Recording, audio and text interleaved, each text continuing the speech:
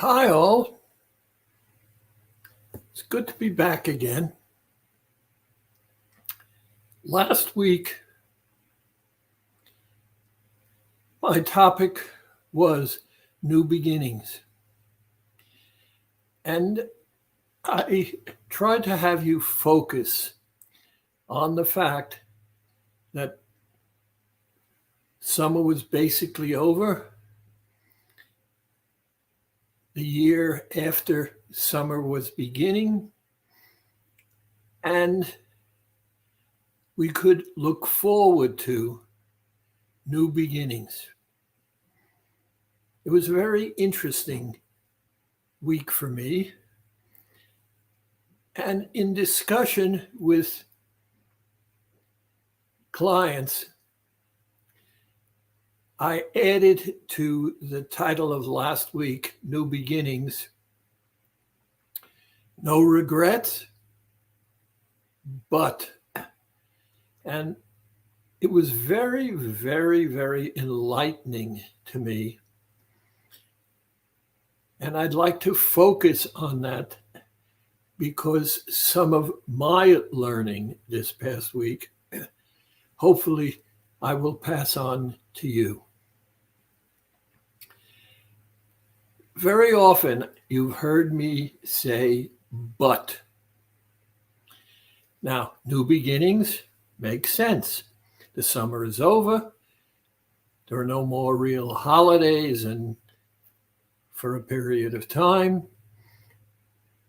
Weight loss is our focus. Let's do it right, new beginnings. But we have a problem. And the problem I see is the fact that people tune in, and depending upon where they tune in and what it is I have to say, they tune out. And the word but is very interesting because I find out after the fact, and I will relate what I learned not from the podcast, but from speaking with people last week after my podcast. I love you, but. The moment you use the word but, you erase everything that went before. And people don't want to hear that. Either I love you or I don't love you. If I say, but, I love you, but, it's not love anymore. It's conditional. And what it's conditional upon is really irrelevant. I want my wife to know that I love her or that I don't. I tell my patients, particularly the female patients, that because of my history and my background, I appreciate women incredibly. And you've heard me say, if you've come into the office, I love you. I am not in love with you. If it weren't for women, I wouldn't be here today. And so what I'm saying to you is open up your ears. And one of the sayings I learned a long time ago, take the cotton out of your ears and put it in your mouth. If you can learn to listen, you can grow. If you don't listen, you're going to repeat history over and over and over again. Now, you can learn from the past. You can't change the past. And many of you have repeated behaviors over and over and over again because you're comfortable with those behaviors. And I noticed that, and I can tell from the screen, someone was listening to this podcast. I guess they weren't interested in what it is that I had to say. They really don't know what I have to say. They had time to tune in, but they had no patience to stop and listen. Now, what is it that I'm saying? You committed yourself to lose weight. You had every right to commit yourself to lose weight. You don't have to justify that you choose to lose weight. And there comes that word, but. And the moment you use the word but, it becomes conditional. So first and foremost, and it's irrelevant why, accept the fact that you have chosen to lose weight. It's a simple thing. And all it says is, I want to weigh less. Now, if we don't need to justify it, then we can go on and develop a process where we actually lose weight. But, and here we go with the conditional again. If we don't accept the fact that we have to change our behavior, we will not be successful. Many people don't want to hear that. I want advice from you. And I'm willing to give that advice, but I can't give you that advice if you can't hear what it is that I have to say. You've heard me also say there are 8 million stories in the naked city, meaning New York City. I couldn't possibly have the answer to 8 million people's problems. What I have said, however, is that those 8 million people have the answer. And my job is to help them clarify what the answer is. But they have to add something to it. They have to add, I am committed to my goal, which is to weigh less. And the moment I say I am committed, I made another commitment. And that commitment was, if I do not change my behavior, I am not going to be successful.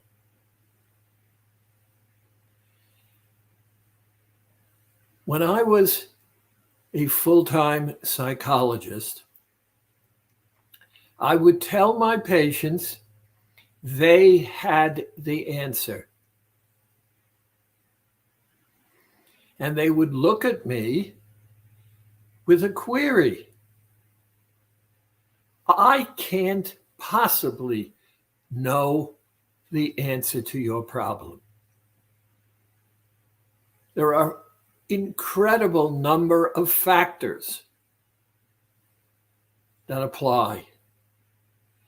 But you and your life history have the answer. And we can only get at the answer if you take the cotton out of your ears and put it in your mouth. There's plenty of time to ask questions. Let's learn. Learning number one.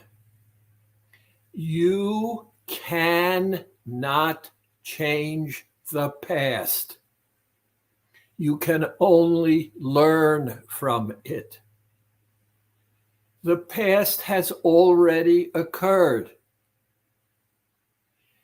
And had you taken the cotton out of your ears and put it in your mouth,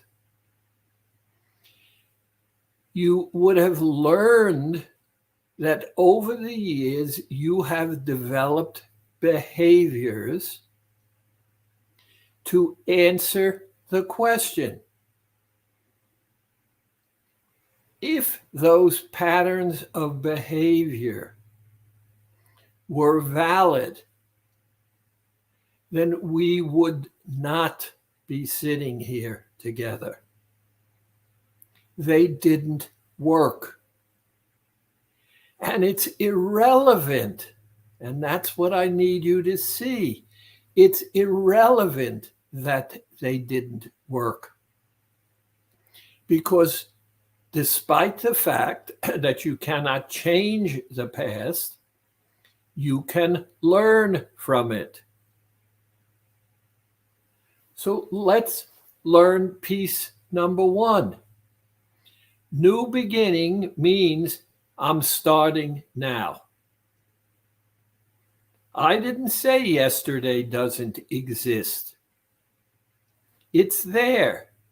It had its impact. It impacted on you. You can't change it. For example, when you were born, you went from 100% being taken care of by your mother.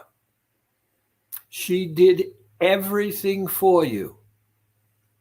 There was nothing that you did for yourself. And you grew and you developed in that environment where you were totally taken care of. You popped out and everything changed because you went from 100% being taken care of to zero. Mother was no longer living your life for you. It was you, and you were powerless and helpless. But you were born with a survival mechanism, crying. That crying was a survival mechanism because you couldn't be ignored. And it worked for a while. And then you caught on. If I cry, I have some power. And for a short period of time, that worked. But as you developed,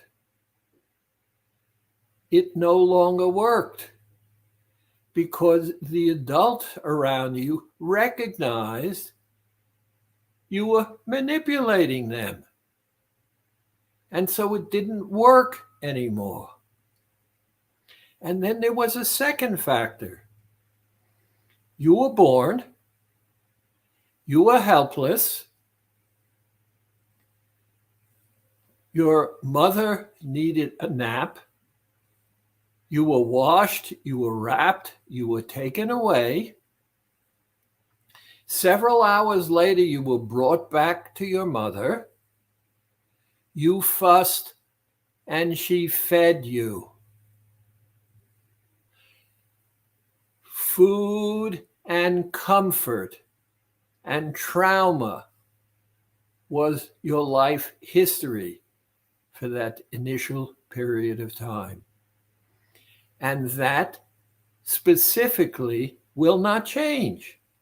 It is what it is, it was what it was, and it had an impact on you. One, you have to take care of yourself.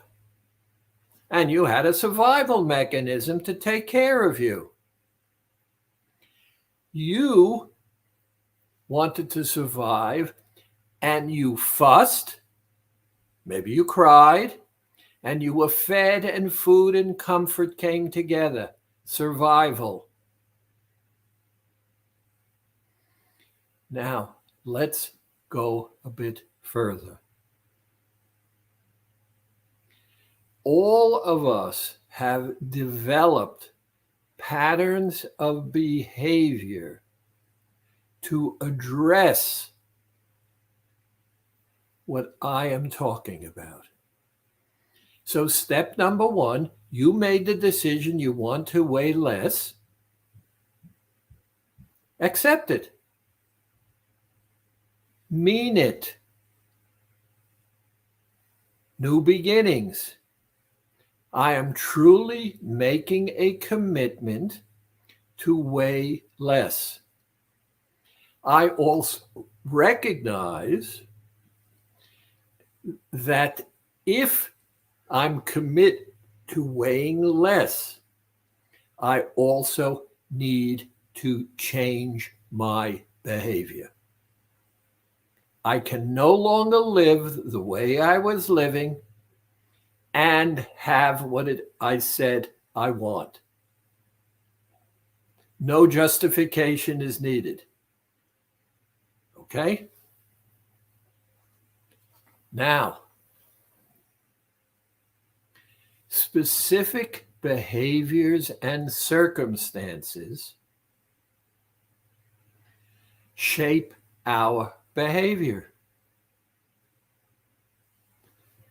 My parent, for whatever the reason, was always preoccupied. And I needed food to survive. So I cried, I was paid attention to, and comfort came from my behavior of crying. And I recognized on some level whatsoever, it's irrelevant what level, that if I cried, I would be paid attention to. How long is that going to work before the adult recognizes they're being manipulated? You weren't wrong. You wanted the attention. Remember, I've discussed with you in England the condition called miasma, where these orphans in this orphanage were not prospering except in one ward where they were. And it was discovered that a cleaning woman would come in the evening and would pick up these babies and just hold them and maybe coo with them. And the issue of human interaction, human touch, these kids were prospering. So part of survival is being interactive with. I cannot survive by myself. I'm powerless and helpless. I was just born. But the survival mechanism is there. Now, I made the commitment and I said, I'm going to change my behavior. I find very few people who simply change their behavior. And the reason for that is whatever their behavior has been, and in the orphanage, there is no possibility those infants did not have any, except for crying, survival mechanism available to them. So they were totally dependent. But a few months later, the child learns that he can manipulate those around him by crying.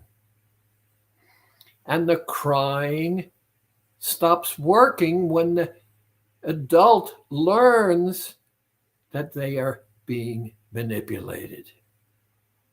It's very simple. It's not a good thing or it's a bad thing, but it's a learning experience. Now, that's where I want you to begin to look. The other thing I want you to hear is that you, and I mean each and every one of you, is the most important person in your life.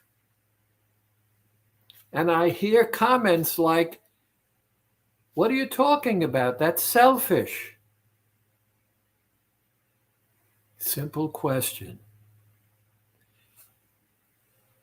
If you are not the most important person in your life, how do you value yourself? In other words, in order to be selfish, you have to have a self. And where does that concept of self come from? It comes from your early childhood experiences. So the children in the orphanage who were handled and hugged and cooed to prospered, which tells us that some kind of interaction is necessary in order for us to grow and develop and prosper. Now, changing our behavior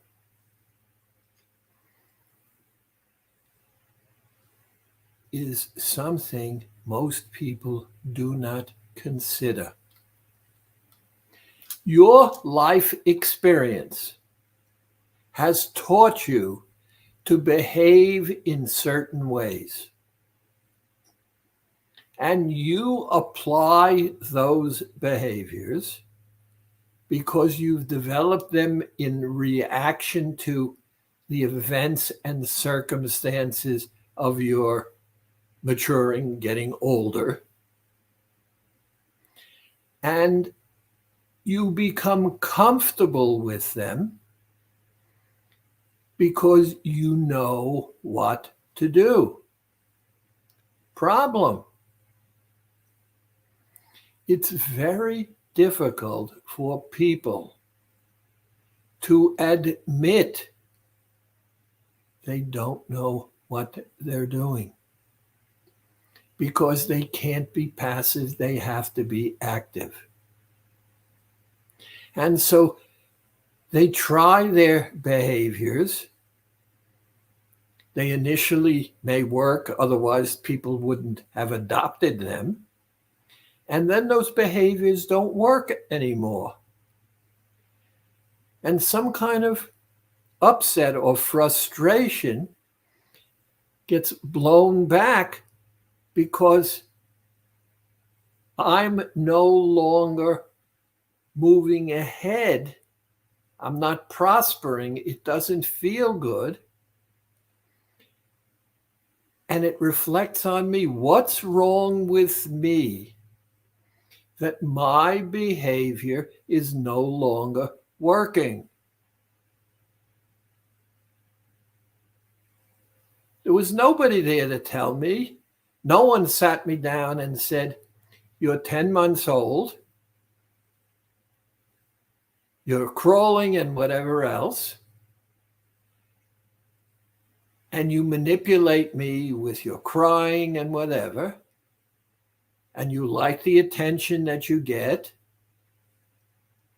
I'm not here to say I have a life to live as well.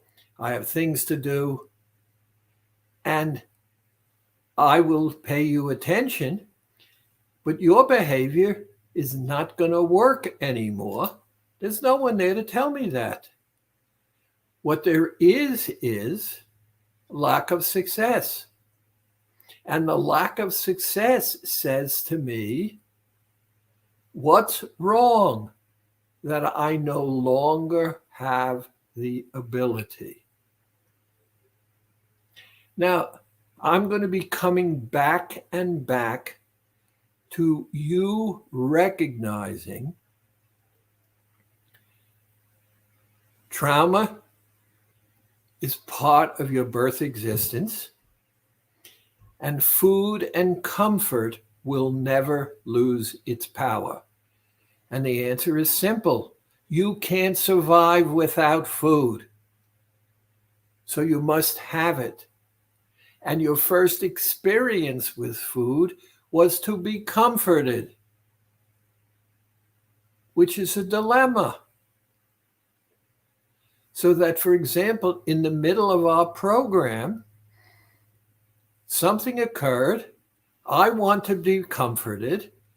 And the thought I had was, let me get something, in quotes, food, and I will feel the comfort. Now, if your issue is comfort, then you're going to give up your goals. There is no learning. All of you are capable. And one of the things that we are doing, and that's why I'm changing from AccuWeight to AccuLife, is for you to restart again, and let's learn from the past and reapply what we learned in a manner where our previous experiences don't control us. How many times have we talked about, Mommy, Daddy, please? No. Mommy, Daddy, please? No. Mommy, Daddy, please? No. And for X number of times, Mommy, Daddy, please will work. And then what happens? The mommy and daddy won't be manipulated anymore. It stops working. And once it stops working, we're stuck. We can't grow anymore. And we then feel uncomfortable. And we say, well, maybe I'll compromise. Maybe I'll give in, but only this time. And so I give in. And I have a moment of comfort. I have a moment of pleasure. And as I said before, someone just tuned in and tuned out again, and I can tell, because what I was saying,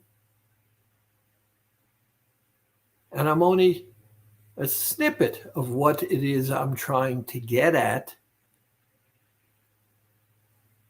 and they don't have the patience to recognize by putting all of the pieces together.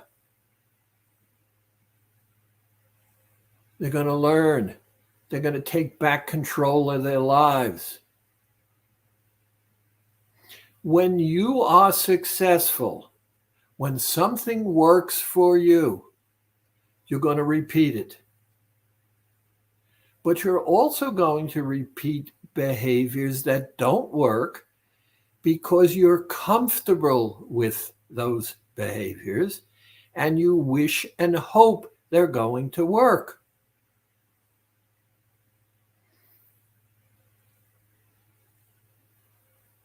I will grant you there are some situations and circumstances that are beyond our power. But there's also life experience which you cannot change. And depending upon that life experience, you begin to develop a concept of who you are.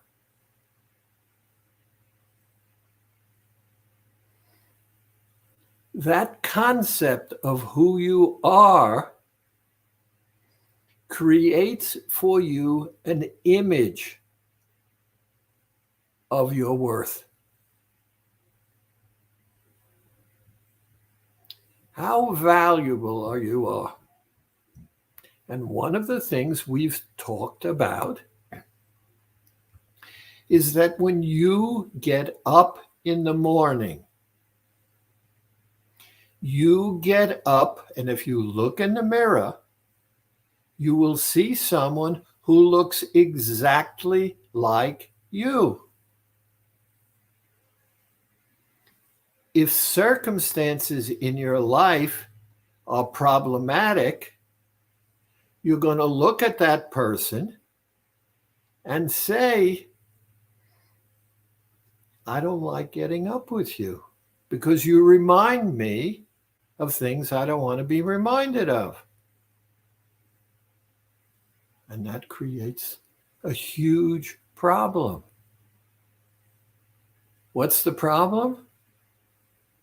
That person who looks back at you in the mirror is not going away. So I'm dealing with a person in the mirror who looks exactly like me, and I don't like being with that person. No matter what I do, where I go, what hour of the day it is, that person follows me around, and I cannot get rid of them. That's a huge dilemma. And that dilemma is based most of the time on the life circumstances of your past.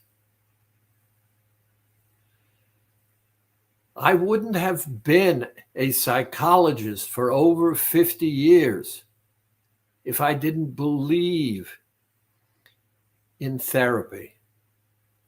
But I'm not advocating therapy right now. What I'm advocating is, let me understand what my behaviors were and recognize that those behaviors don't work for me anymore because I'm not happy with you when I get up in the morning. And if I can get beyond those behaviors, this is a new beginning. The summer is ending. People are getting back together again. Kids are going back to school. I no longer need, if I am committed to doing what I did again and again and again and doesn't work. How do I change? Well, number one, you and I are only talking at this point on losing weight. And we have a dilemma because we need food to survive. So survival, which is primary, is going to force me into food. And the thought of that food is going to give me the hope for pleasure, food and comfort. And so my behavior is linked to my past behavior. And so step number 1, I taught you about the magic protocol. Now, the reason I taught you about the magic protocol is you bypass all your past behavior.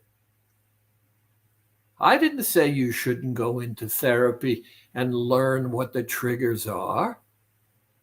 I said, let's stop dealing with them and deal differently. Goal, I want to weigh less. If I put food in my mouth, I'm not going to weigh less. I'm now conflicted between comfort and survival. But it's a figment of my imagination, because the truth is, whether I have that food right now or don't have that food right now will change nothing about the past. The power, however, of the feeling of comfort is so strong that it sets up conflicts. So step number 1, we put the peppermint Tic Tac in our mouth. The flavor fills our mouth. I still want whatever it is I want, and don't deny it. You wanted it, it felt good, and the only reason it was a problem is you said, I want to weigh less. Now, you want to give up, you want to weigh less? We have no discussion needed. You don't want to give in? It's a different story. It means you have to say, for now, because I wish to lose weight, that's not good for me. I want it, no question about it. But if I have it, I'm giving up my commitment to myself. How important am I to me? You spend more time with yourself than with any other human being.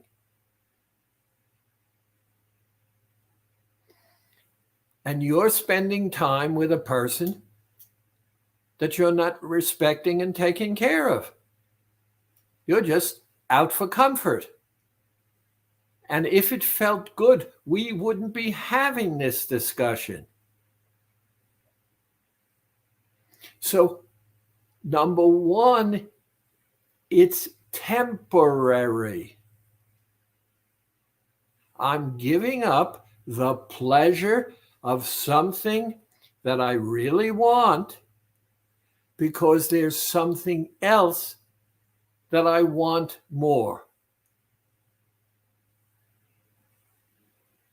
So stop, ask yourself if there's anything about what I said that doesn't make sense, number 1. And number 2, without justifying. That sets up all kinds of other issues. Do you want to lose weight? And if the answer is yes, then why go through the process of should I, shouldn't I, can I, will I, is it good for me, is it bad for me, only a little bit, I'll only take a taste, I'll make believe I didn't. Why go through with that? Just simply put the Tic Tacs in your mouth.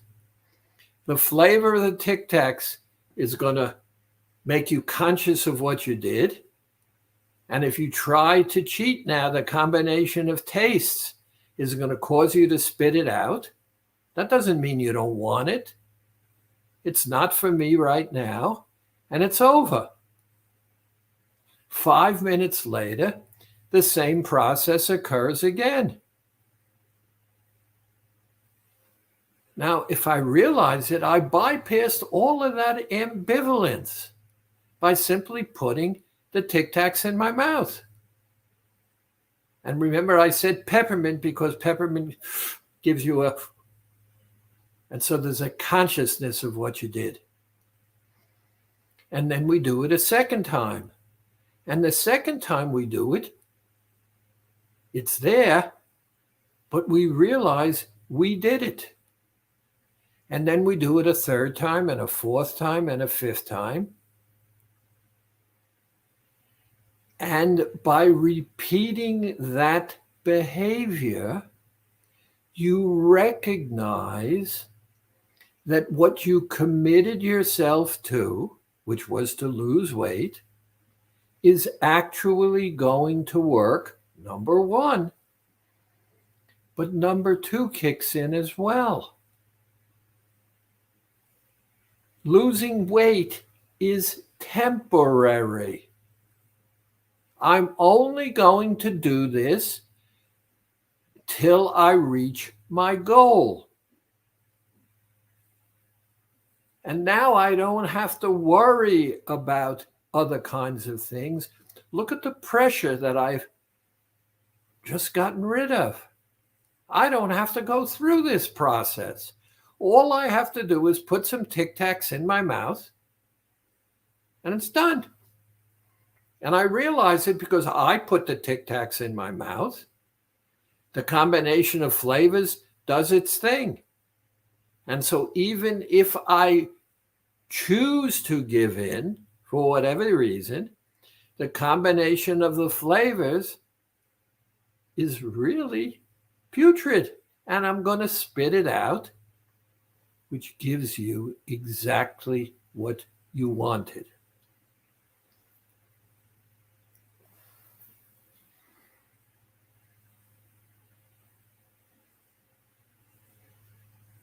Now,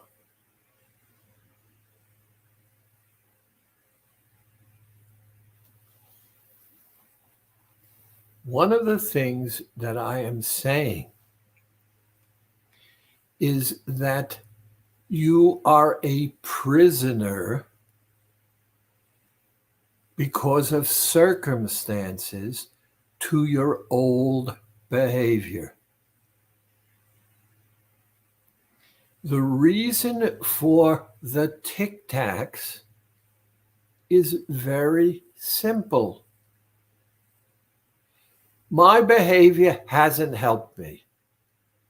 My new behavior, I'm not happy about it because I spit it out, is working for me because I achieve not cheating. And I recognize that every single time I do it, it will have the same effect, which logically says if I continue to do what I have been doing, the end result, number one, I will have lost the weight, and then I'm no longer committed to weight loss. I'm committed to a person whom I like better getting up in the morning with, because when I look at them, they and I together have achieved a goal. I like that person in the mirror better because we have cooperated. I like getting up in the morning with them. They like getting up in the morning with me. And so I've achieved that. And then there's something else. It's level number two. Level number two now is, now that I've achieved my goal, I begin to recognize that if I pay attention to my behaviors, I'm going to raise the odds of reaching my goals, and I'm going to be reaching my goals with someone that I like being with. And having reached that goal, I'm no longer in a situation where I want to weigh less. I've now moved to a situation where I want to keep what I've gotten. That is a body that no longer makes me unhappy, because unless I was unhappy, I wouldn't have chosen weight loss as my goal. I would have chosen a different goal. And now that I've achieved it, I want to maintain it. Ball game has changed. I'm no longer on this restrictive pattern of behavior because I've learned I'm capable of taking care of myself. So now we're in phase 2. And in phase 2, I'm going to create a lifestyle because I don't want to go through this again. I've gone through it so many times, and this time I didn't. And the only thing I did was consciously change a behavior that I didn't because I was unable. Remember, the flavors have a problem with each other. I had done something to say, I don't need all that stress and argumentation, anything anymore. And now, phase 2. I'm saying to you, it's not what you eat.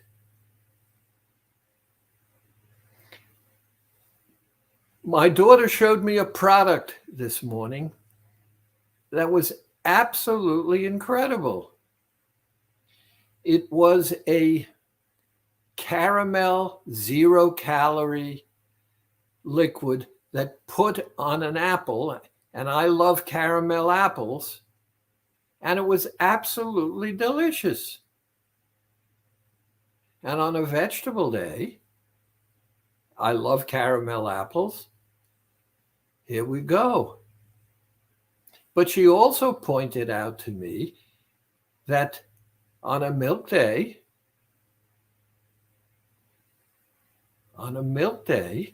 if I put it in my coffee, I'm going to have a caramel coffee that's black,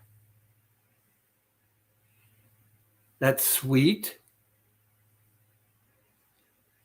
and it's going to make it easier for me because we use milk days to cleanse and detoxify, because we're not putting in, it gives our system an opportunity to cleanse and heal itself without getting into trouble.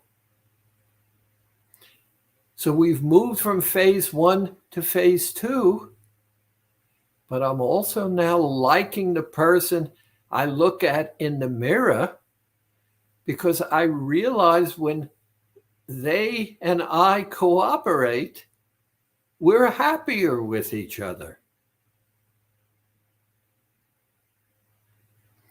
And if I, which we will help you with, am able to get you to recognize this is all mental.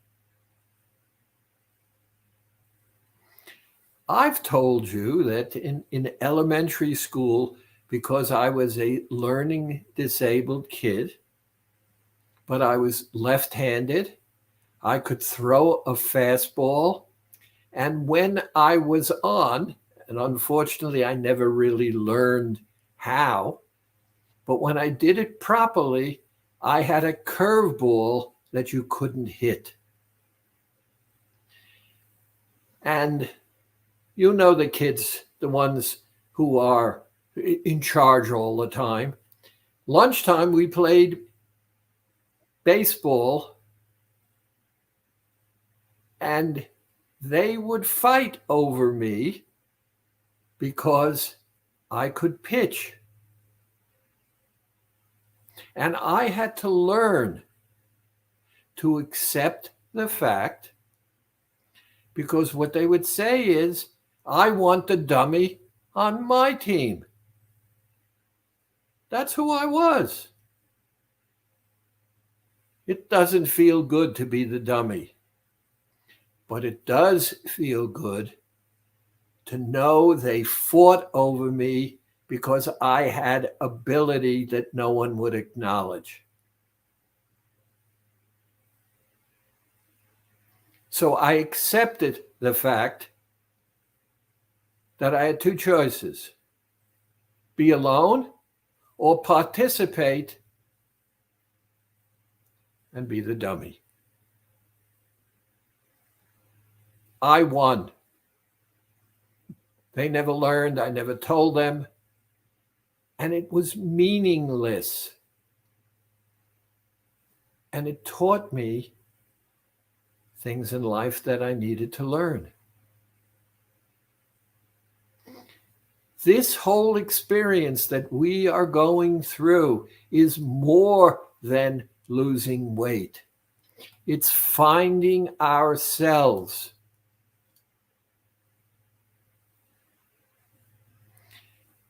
And you find yourself by learning about your past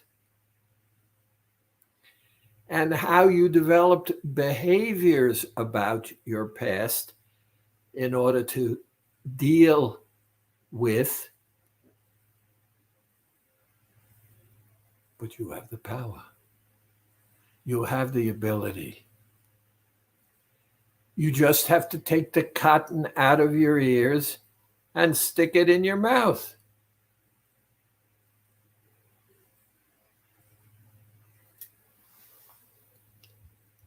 Now, there is something else.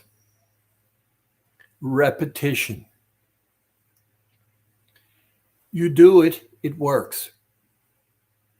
You don't do it, it doesn't work. That's a learning. Do it at work, don't do it, doesn't work. I do it a second time, that confirms the first time.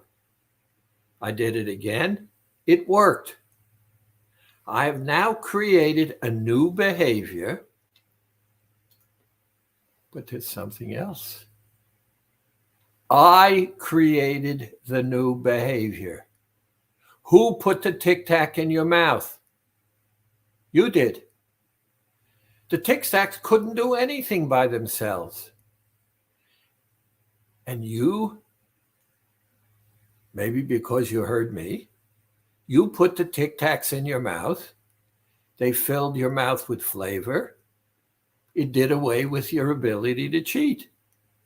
You weren't happy that it put away your ability to cheat, but how do you feel about the fact that you didn't cheat? I like that better than having cheated, but I do miss my comfort. Which do you want more? I want to wear less. Okay. Number 2, who had the power to help you?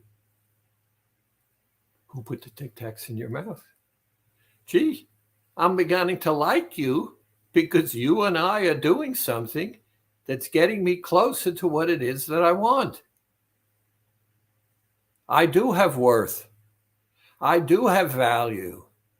And it's irrelevant that you call me dummy, because I don't have to say anything, because now I'm aware of what's going on.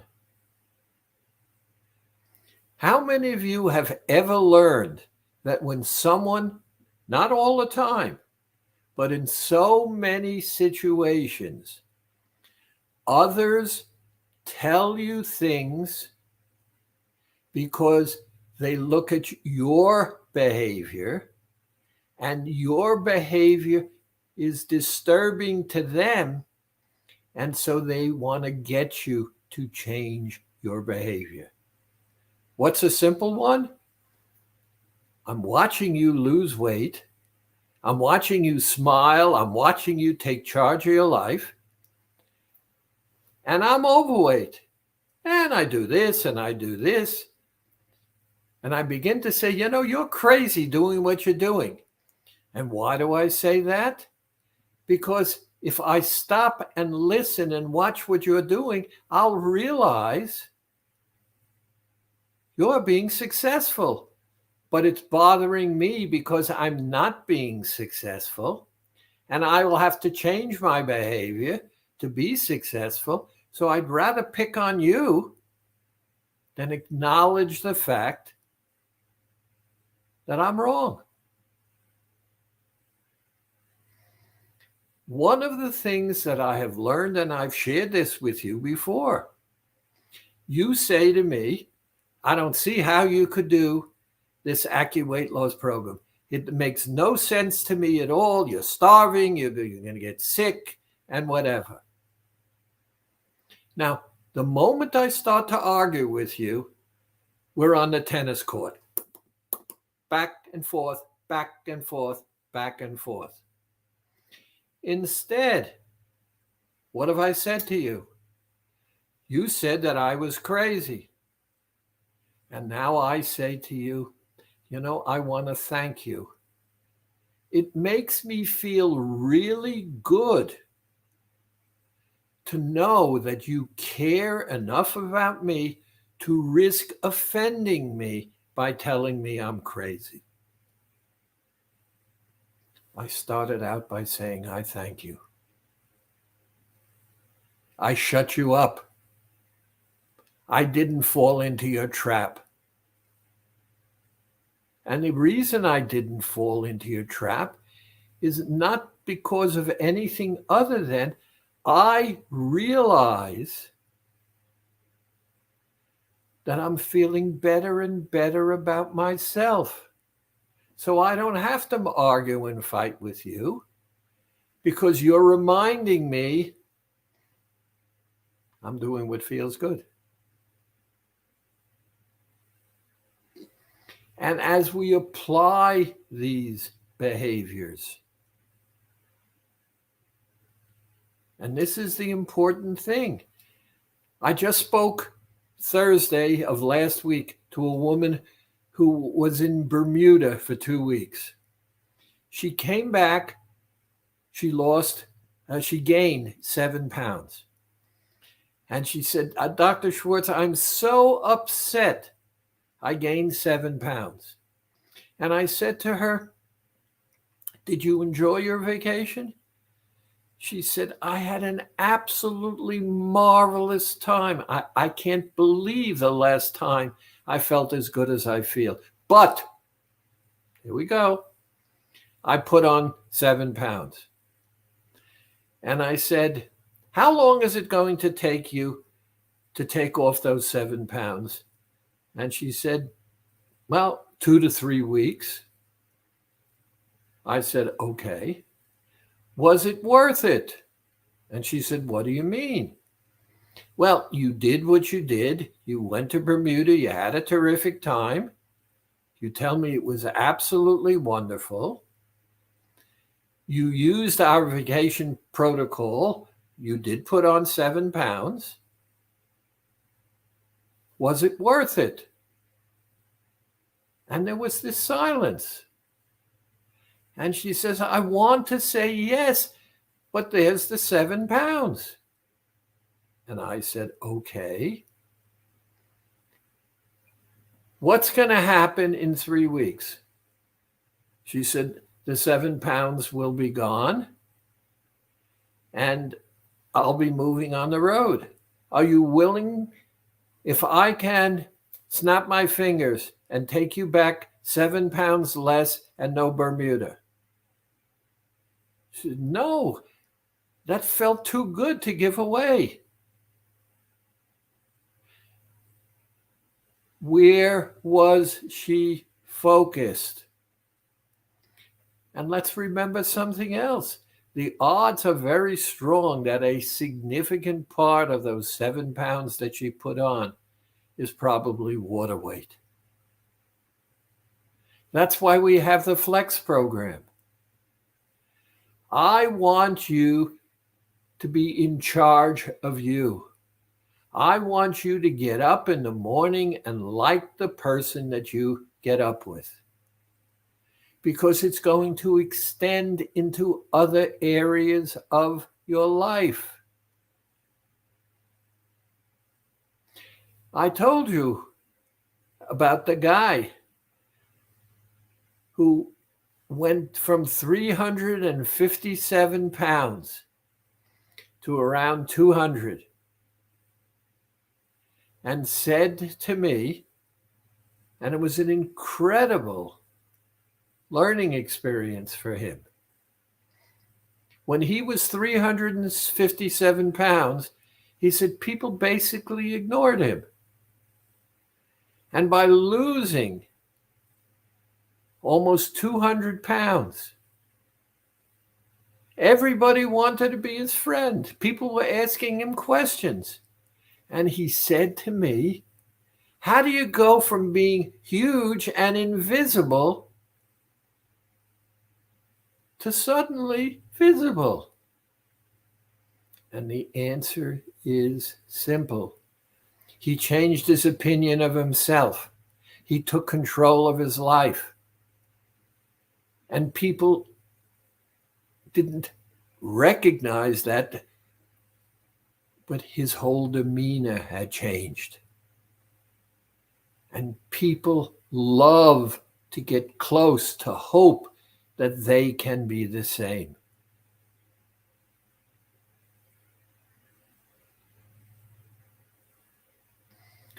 New beginning. Make the commitment. And one last thing. Do the Qigong breathing at least 4 times a day. And call me or email me or ask me to call you if you need me to reteach you how to do the Qigong. Thank you. I'll talk to you soon.